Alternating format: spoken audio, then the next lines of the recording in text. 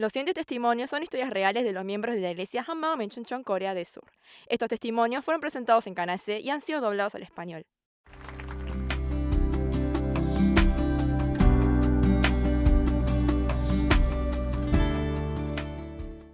Hola, soy Mian Kwon de la iglesia Hammam Menchunchon.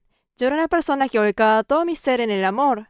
Esto me llevó a una oscuridad muy grande, pero al creer en Jesús resucitado como el dueño de mi corazón, pude descubrir que el reino de los cielos era mi verdadero hogar y allí era donde pertenecía mi corazón. Me gustaría compartirles mi testimonio.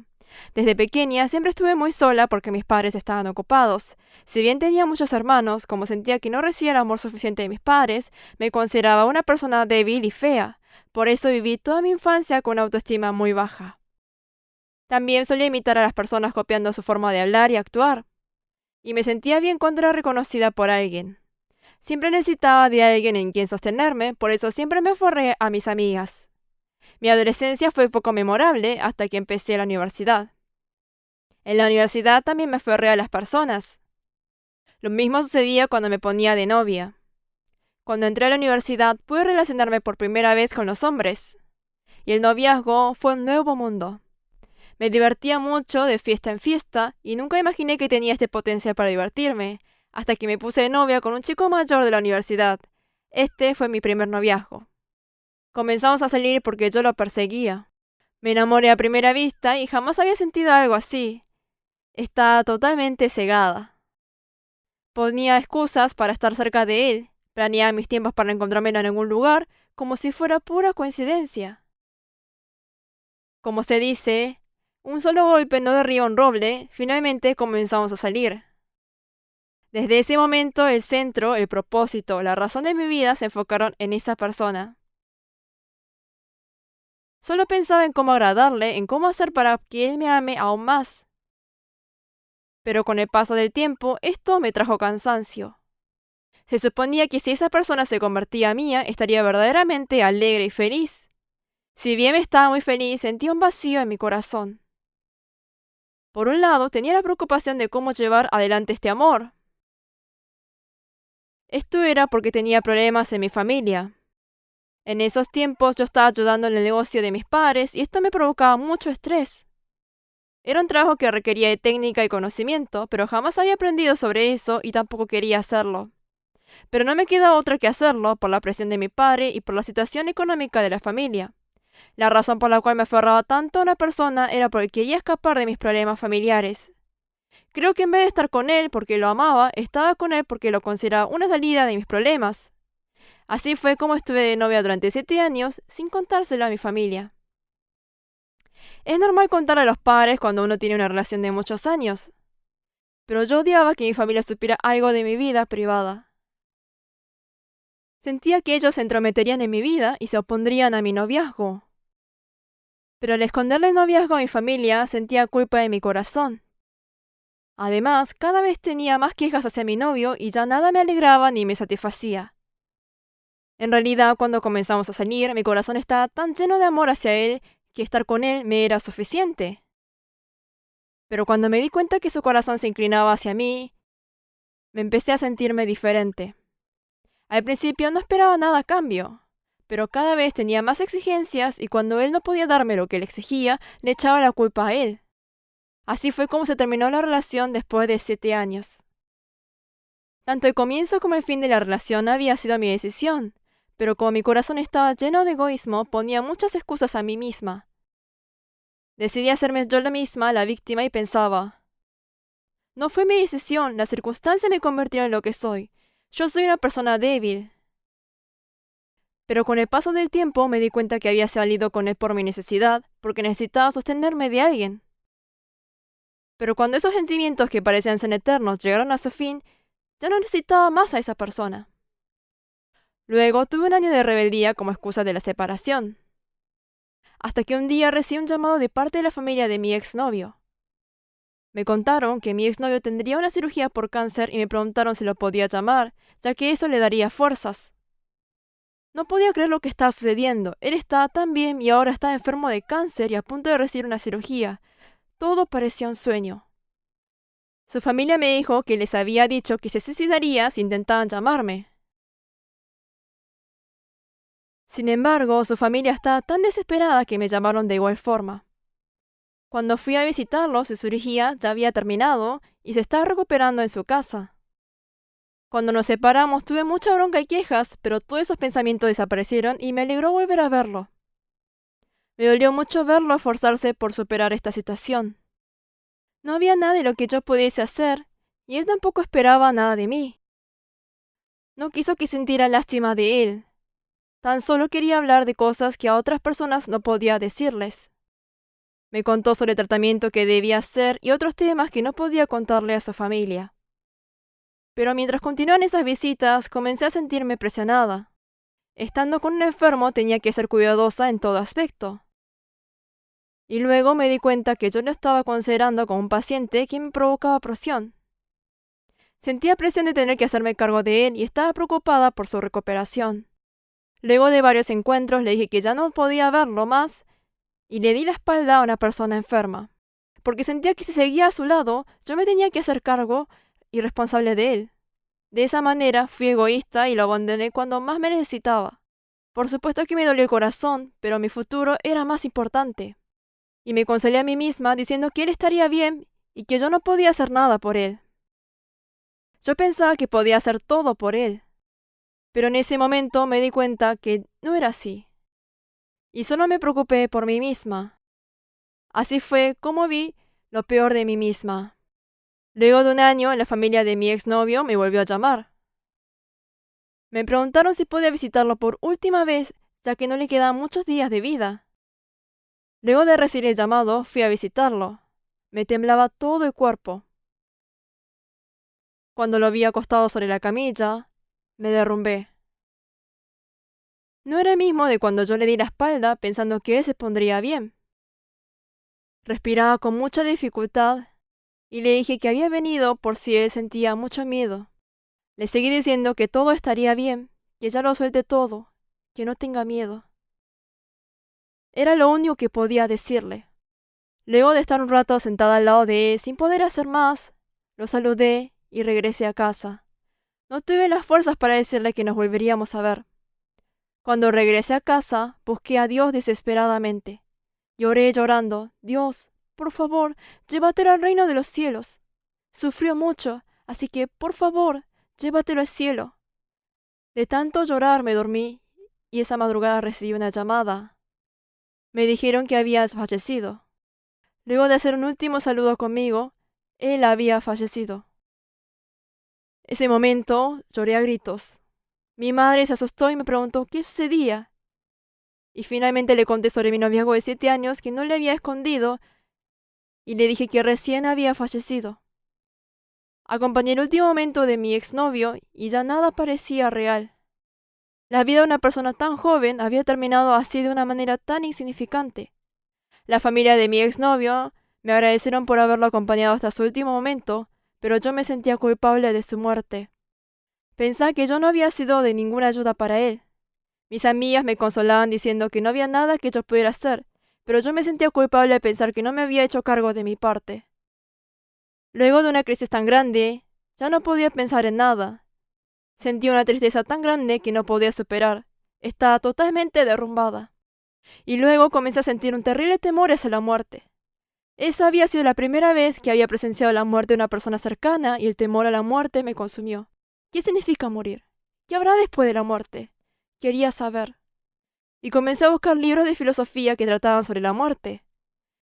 En los libros decían que no había nada después de la muerte, que no haya nada. Esto significaba que el cuerpo muere, se pudre y eso es todo. Cuando llegué a esta conclusión pensé, la muerte no es gran cosa, y no sé de dónde, pero tuve una extraña valentía. Desde pequeña siempre quise morirme cuando me sentía deprimida, pero nunca pude porque no tenía valentía. Pero al ver que no había nada después de la muerte, no había por qué no morir cuando las cosas en mi vida anduviesen mal. Ya no tuve más temor a la muerte. Me sentí tranquila y así volví a mi vida que aparentaba normal por fuera, como si nada hubiera pasado. Cuando las personas me alentaban, yo solo decía que estaba bien y sonreía. Me comportaba como una persona que no estaba triste. Y de esa manera estaba viviendo con un corazón endurecido. Hasta que una amiga me invitó a un campamento de jóvenes de un grupo misionero. Normalmente me hubiera negado poniendo como excusa que aún no estaba preparada, pero ese día le dije que sí, sin pensar mucho.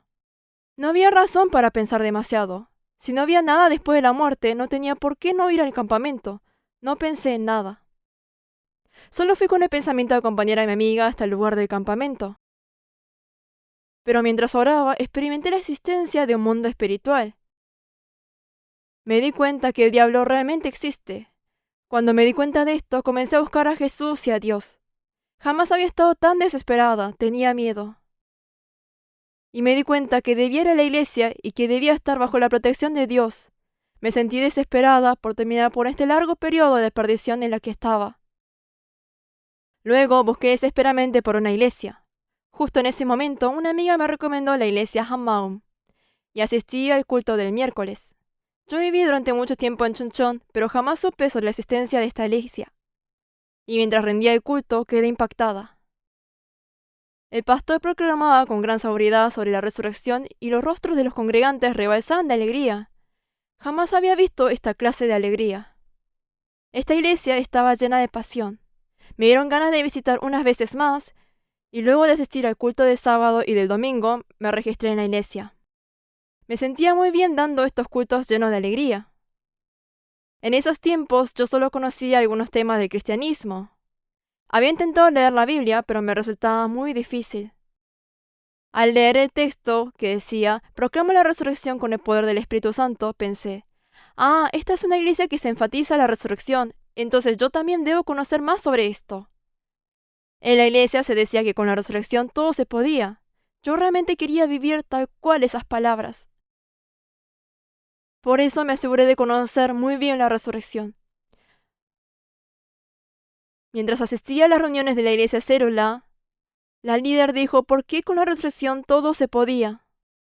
¿No leyó el pasaje de Mateo 12:39 que dice, solo una generación maligna y adúltera exigirá una señal milagrosa, pero la única que les daré será la señal del profeta Jonás? Jesús dijo claramente que no había otra señal fuera de la resurrección. Luego, por medio del retiro espiritual de invierno, descubrí mi identidad.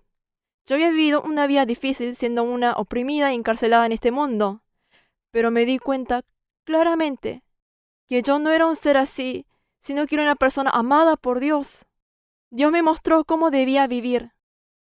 Debía volver a mi lugar de su creación. Y tenía que devolverlo a su debido lugar de creador y de dueño de todo el universo a Dios. Volver a mi lugar de creación de Dios era la única manera de vivir correctamente en este mundo de oscuridad.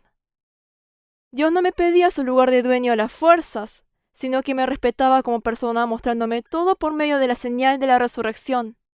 Y también Dios me mostró que había estado malinterpretando su amor todo este tiempo. Sentí que me decía, ya antes de crearte estoy preparado para amarte hasta el final.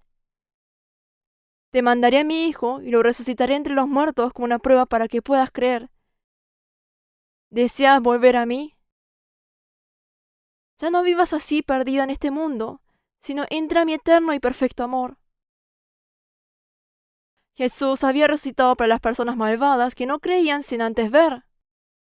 En 1 Corintios 15 dice, y si Cristo no ha resucitado, la fe de ustedes es ilusoria y todavía estás en sus pecados. Conocer por qué Jesús resucitó era manera de conocer el corazón de Dios. Estaba muy emocionada de conocer cuánto me amó Dios. Hasta que un día el pastor proclamó sobre el arrepentimiento y esto me incomodó. Por medio de la palabra de Juan 16 nos dijo que el pecado era no creer en Jesús y que debíamos arrepentirnos de este pecado. Mientras escuchaba esto pensaba, ¿qué tan grande es este pecado? Por supuesto, yo ya me arrepentí de este pecado. Sin embargo, no podía entender por qué había tanta incomunidad en mi corazón. Porque pensaba que al conocer el hecho de la resurrección, por supuesto, creía en Jesús. Pero me di cuenta que yo jamás me había arrepentido de este pecado de no creer en Jesús delante de Dios. Por medio de la resurrección había descubierto mi identidad y me había emocionado por el amor de Dios, pero era solo esto. Tan solo había estado diciendo amén, amén, copiando a los demás porque quería sobrevivir. Pensaba que si hacía esto tendría fe. Como la resurrección era un hecho histórico, me decía a mí misma que debía creer. Pero la resurrección no era algo que podía creer porque yo me lo decía a mí misma. Al darme cuenta de mi corazón, pude ver que estaba cometiendo un terrible pecado delante de Dios. Me acordé de Pedro. En Juan 13, Jesús le dijo a Pedro, «Ahora no puedes venir conmigo». Y Pedro le contestó, «Estoy dispuesto a morir por ti». Sin embargo, cuando Jesús fue crucificado, Pedro lo negó y se escapó. Al igual que Pedro, yo confesaba con mis labios que Jesús es mi dueño, porque conocía la resurrección, pero en verdad no estaba creyendo en él. En verdad tenía miedo. Yo había dicho que amaba a mi exnovio, pero frente a su muerte me escapé. Yo decía que lo amaba hasta morir. Pero tenía miedo de volver a traicionarlo. Tenía miedo de confesar con mis labios que lo amaba y luego traicionarlo. Y pensé que si traicionaba hasta Jesús, mi vida terminaría. Y me di cuenta que en toda mi vida jamás había amado y confiado de verdad. Yo decía amar por mi necesidad. Mi actitud frente al Evangelio era el mismo. Quería creer en el Evangelio para no morirme. Por eso el arrepentimiento era un obstáculo para obtener lo que yo necesitaba. El arrepentimiento era posible cuando uno conoce realmente a Jesús. La razón por la cual esos discípulos que se habían escapado pudieron dar su vida a martirio fue porque vieron a Jesús resucitado de manera real. Jesús realmente resucitó según las Escrituras. La muerte no es el fin. Ellos dieron sus vidas por querer contar esta verdad. Jesús realmente es Dios. Quedé impactada. Yo realmente no estaba creyendo que Jesús es el Hijo de Dios. Luego oré con todo mi corazón y me arrepentí delante de Dios. Dios, yo no creí en Jesús. No creí en Jesús que murió en la cruz por mis pecados y luego resucitó. Ahora recibo a Jesús como mi dueño. Mi oración de arrepentimiento se convirtió en mi oración de aceptación a Jesús. Luego de recibir a Jesús como mi dueño, me sentí muy feliz. Me sentí totalmente segura de que ya no traicionaría a Jesús. Mi viejo hombre como traidora murió y ahora soy una nueva criatura unida a Jesús. Jesús murió y resucitó para ser mi dueño. Ahora sé que aunque muera, estaré en los brazos de Jesús. El hecho de que iría donde está Dios luego de morir me dio mucha alegría. Quería ir a ese reino de los cielos donde está Jesús, no por el temor de ir al infierno, sino porque es el lugar donde está mi dueño. Tenía muchas ganas de encontrarme con aquel que me ama hasta el fin. Ahora tenía la seguridad de que esta vida no era el final. Mi corazón estaba lleno de alegría que quería compartirle a mi familia sobre Jesús resucitado. Les tenía que compartir que la verdadera felicidad no era vivir como uno quiere, sino la vida que se vive creyendo a Jesús como dueño. También le compartí sobre Jesús a mi pequeña sobrina. Le dije que Jesús había resucitado y ahora está sentado a la diestra de Dios y se sorprendió diciéndome, «¿Entonces Jesús sigue vivo ahora también?» Siempre oro por mi familia para que todos puedan arrepentirse y creer a Jesús como dueño, sosteniéndome de la palabra que dice, «Cree en el Señor Jesús y serás salvo junto con todos los de tu casa». Ya no me aferro a las personas. Sea cual sea la situación, solo miro a Jesús resucitado. Y ya no estoy sola, sino que estoy junto a la comunidad de la iglesia, de la cual Jesús es el dueño. Por medio de la comunidad de la iglesia, aprendí lo que es amar y servir de manera real, y lo estoy gozando. Pude creer en toda la Biblia y pude arrepentirme de verdad al conocer claramente que Jesús es Dios y que Él es mi dueño, por medio de la señal de la resurrección. Ahora ya no temo la muerte. Amo con todo mi corazón a Jesús, quien me enseñó el verdadero y eterno amor. Muchas gracias.